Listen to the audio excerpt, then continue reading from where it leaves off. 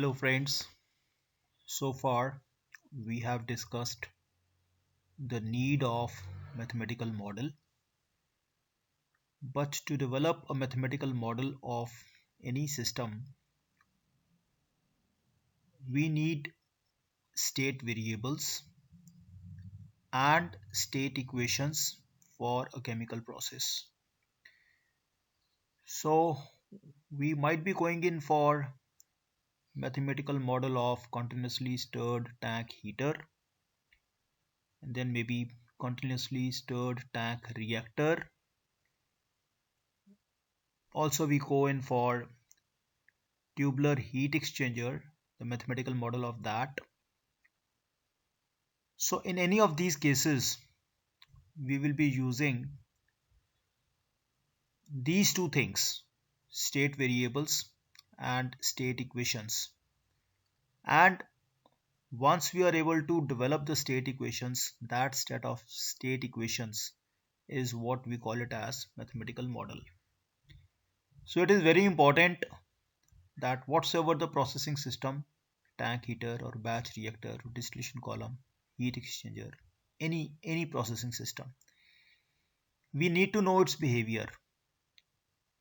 And to know its behavior, we need to have, first of all, set of fundamental dependent quantities whose value will describe the nature of the state of a system. Nature of the state of a system. What is the state of the system? Natural state of the system as such. Secondly, once we have determined the dependent quantities, we will try to form a set of equations around those dependent quantities which will describe how the natural state of a given system changes with time. This is very important. We know the natural state of the system through these dependent quantities, the fundamental dependent quantities, and they're going to change with time. It means we have to have a set of differential equations. If we have ordinary differential equations, we say we are using lumped parameters, and in case these are partial differential equations, we will discuss this in detail later. In that case, we say we are using distributed parameter model as such. So to start with we are going in for the lumped parameters model as such. We are not going to go in for the distributed one. We are using ordinary differential equations. These set of equations, how are they derived? What is the basic principle of that? We will try to understand in this session. And later, one by one, as we develop the model of different processing systems, maybe stir tank heater to start with, we will get to know the feel of what are these fundamental dependent quantities, which we call it as state variables, and what are the state equations for that given chemical process. So everything we are going to define here will be used in the subsequent sessions. So my dear friends, it is very important that we understand these two terms to the extent possible. Now, for most of the processing systems of interest to a chemical engineer, there are only three fundamental quantities. Once we call fundamental quantities, these are mass, energy, and momentum. Now, these fundamental quantities, they normally cannot be measured directly. Either it's not possible or it's not convenient. So in such case, since we cannot measure energy directly, we cannot measure momentum directly, what we do is we select other variables which we can measure conveniently, and these other variables, when they are grouped appropriately, they determine the value of fundamental variables, that is mass, energy, and momentum. So let us see how do we choose these variables and how these variables are going to reflect themselves in terms of these fundamental quantities, that is mass, energy and momentum.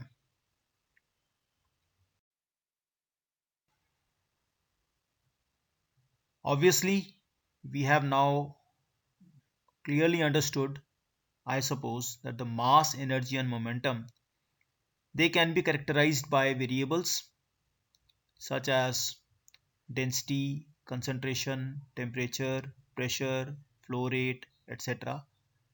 So these characterizing variables, these are called state variables.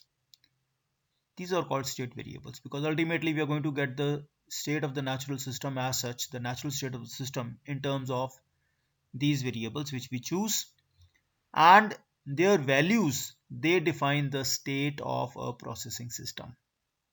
State. So how they change, that will be expressed with the help of some equations, and those equations will be called state equations. So we will understand this one by one. The equations that relate state variables, the dependent variables, to the various independent variables, the equations which are able to give us the relationship, are derived from application of the conservation principles on the fundamental quantities. So once you apply these principles of conservation on the fundamental quantities, making use of various independent variables, then those equations are called state equations. So once again, let us see that we have fundamental uh, quantities like mass, energy and momentum, and these are not measured, they cannot be measured conveniently. So we go in for some of the independent variables. So we go in for the variables which can be measured. Density can be measured, concentration can be measured, temperature, pressure, flow, etc. can be measured. So we will apply the principle of conservation of mass, for example, principle of conservation of energy, for example, on these variables and get the equations, and those equations are called state equations. I suppose you might not still be getting the hang of what I am saying so far, but you will soon get it once you see some equations, once you see some variables, once you see some practical examples. Then all these definitions, all these explanations will become more clear. You can always stop the video, rewind and see this again, or read this text again as we move ahead. I was talking of principle of conservation, and this principle of conservation is that we take a system. So there are two things happening in a system. Either the system is in steady state. Steady state means that there is no accumulation. No accumulation means this quantity S is neither increasing with respect to time nor decreasing with respect to time within the system. This is one happy state. Normally this is not the case. The second is that there is some accumulation, and this accumulation will depend upon two things.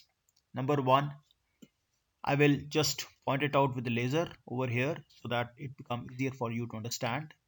This accumulation of S within the system with respect to time is dependent on two things. Number one, the difference of flow rates. Whatsoever is flowing in minus whatsoever is flowing out is what is getting accumulated. And the difference of generation. If this S is getting generated, it's a chemical, it's getting generated within the system and it's getting consumed within the system. So the rate of generation and the rate of consumption, if these are not equal, then again there is some accumulation. So you notice, and I will repeat, whatsoever goes in the system is taken as positive, whatsoever goes out of the system is taken as negative, whatsoever is generated within the system is taken as positive, whatsoever is consumed within the system is negative. I will repeat this in the subsequent slide also. But so far as you can see, the difference of flow rates and the difference of generation and consumption rate, that gives us the actual accumulation of the system. This accumulation is positive if this S goes on increasing, and this accumulation is negative if this S goes on decreasing. So this is as simple as that. Now coming to the point, what is S?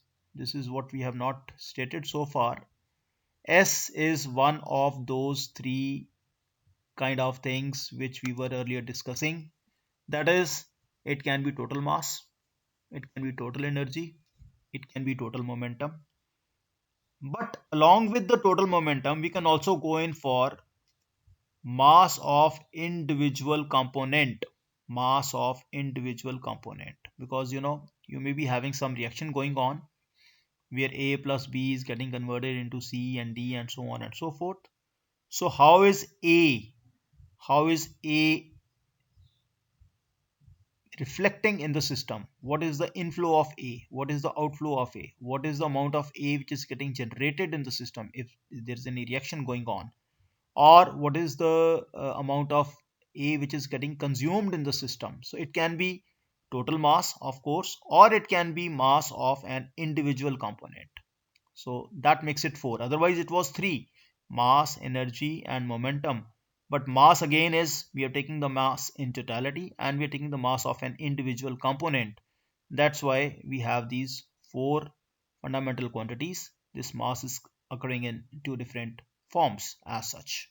So this is the principle which we'll be using in most of the mathematical models, which will be going in for 2-3 different kind of mathematical models. And in all those 2-3 different kind of mathematical models, will be applying this principle where S can be mass, S can be energy, or S can be both. It can be even momentum, or it can be mass of an individual component, depending upon the case. You will be seeing in the subsequent sessions as such. I hope this equation is somewhat clear to you in your head. What is system? Anything which is within the boundary is system. Anything which is outside the boundary is surrounding. So once you have defined this boundary, it means you have defined the system. Then there can be large number of inlets going in. So all these inlets and coming from the surroundings, all these outlets are going to the surroundings, and there's some work on the shaft that is done on the system or by the system. If we are compressing, we are giving some work to the system by the compressor. It's working on the system, and the system is generating some work by turbine and something of that sort. It's working to the surroundings. So depending upon that, we do have interaction of energies, you have interaction of momentum, interaction of the various inlets going in the system and outlets going out from this system. I'm assuming, like in this case, you may have n number of inputs and you have m number of outputs, and some work is done on the system or by the system, as we have been seeing earlier in thermodynamics also.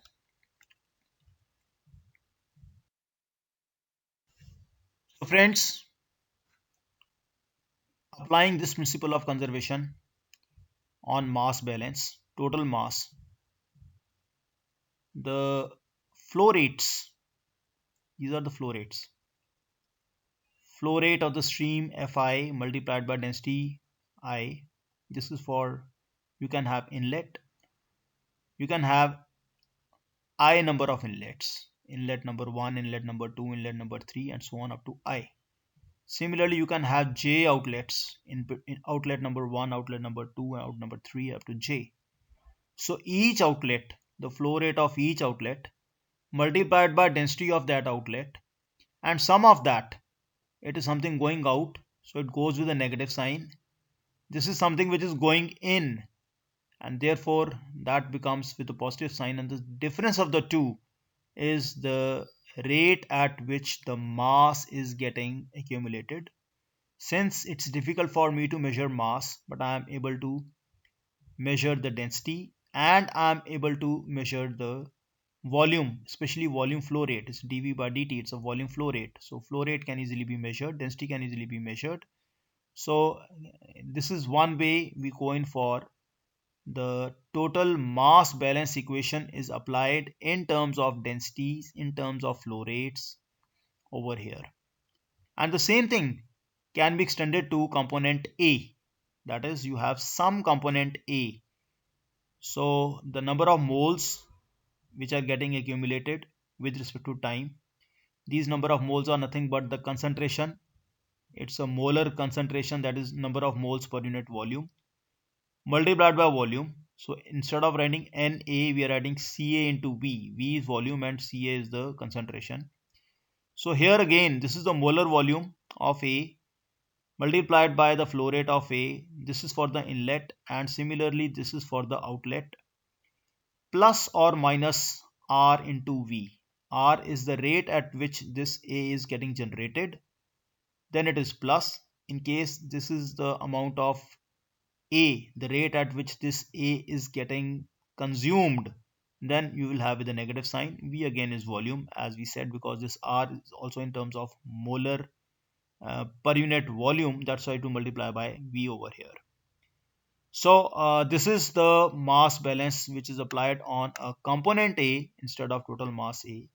And similarly for the energy, you may have different types of energy. As such, you can have the thermal energy, you can have kinetic energy, you can have head or potential energy, and so on and so forth. This is the internal energy U. So how are these energies calculated? Again, you can have a direct thermal energy going in or coming out in terms of enthalpy. You can have work on the shaft, that is the shaft is doing work on the system, or it's the system is doing work on the shaft, as the case may be in compressors and turbines. So compressors and turbines are just opposite of each other. In compressor, we are working the system, work is done on the system, and in case of turbine, the work is done by the system. Similarly, in terms of energies, if you see uh, flow into density, so this is volume flow rate multiplied by density, it becomes the mass flow rate multiplied by enthalpy. So once you multiply this by enthalpy, this becomes the total amount of energy going in. Similarly, this is the total amount of energy going out, and this is the total amount of heat which is transmitted to or transmitted from. You may be, cooling it with a coolant, in that case it will be negative. You may be heating it with a steam, that may be positive. So in all these cases, in totality, this equation gives me the total energy balance, and that is going to give me what is the total amount of energy which is getting accumulated, whether the total energy in the system is what's the rate. It's positive means it's increasing, if it is negative it means it's decreasing. So these three equations we will be applying very often: total mass balance of component A, and total energy balance. And this will be very clear in the next session. In the next video session you will be having, we will be going in for mathematical modeling of continuously stirred tank heater. So whatsoever you're studying over here in abstract form will be given more realistic form. In the next session you'll be able to understand it better. But having this theoretical background, what are the state variables and what are the state equations? Ultimately, these three differential equations, as you can see, these are differential equations. These are ordinary differential equations. We are using lumped parameters. We are not going for distributed parameters for the time being. So these are ordinary differential equations, and these equations, they ultimately form the state equations for a chemical process, because they determine the behavior of how the natural state it's changing with respect to time. And that's what we want to see. And once we get to know the behavior, that is what exactly is a mathematical model. It's nothing more than getting to know the behavior of any system, how it, the various things inside that system, they're changing with respect to time in terms of set of mathematical equations. Mostly ordinary differential equations. Now just the notations, as you can see, rho stands for density, F stands for volumetric flow rate, C stands for molar concentration, R stands for rate, reaction rate per unit volume. It can be for any stream, it can be for any component A. Similarly, H is for specific enthalpy. It can be for an inlet or for outlet. And I told you earlier, U stands for internal energy, K stands for kinetic energy, P stands for potential energy, Q is the amount of heat exchanged between the system and its surroundings per unit time. Ws is the short work exchanged between the system and its surrounding. Both are in terms of per unit time. So you can say they are units of power as such. So we have to take into account that everything has to be per unit volume, per unit time. And if it is not per unit volume, then you have to multiply by volume to make it in terms of totality. If you have flow rate, you multiply by, and as such, with the density, it becomes mass flow rate instead of volume flow rate. So all these things, the dimensions and the units, you have to take into account every time, otherwise you'll be creating a mess for yourself. You have to be very, very careful and aware of the system parameters and the system variables, and they have to be in proper units, or so to say, in terms of dimensions. You have to take care of that. So once again, for the final time, anything which is going in the system is taken as positive, anything which is coming out from the system is taken as negative. This we must not forget. So going back to where we started, I'm reading it verbatim. The state equations with the associated state variables, they constitute the mathematical model of a process. I repeat, the state equations with the associated state variables constitute the mathematical model of a process. So whenever we say I'm going to go mathematical modeling of a certain process, we are focusing on these two things only. And this mathematical model, it yields the dynamic or static behavior of a process. We are going to apply the laws of conservation on these, and those laws are going to yield different set of different differential equations, and these equations will be making use of fundamental quantities as the dependent variables and time as the independent variable. The only one thing which is independent, that is time.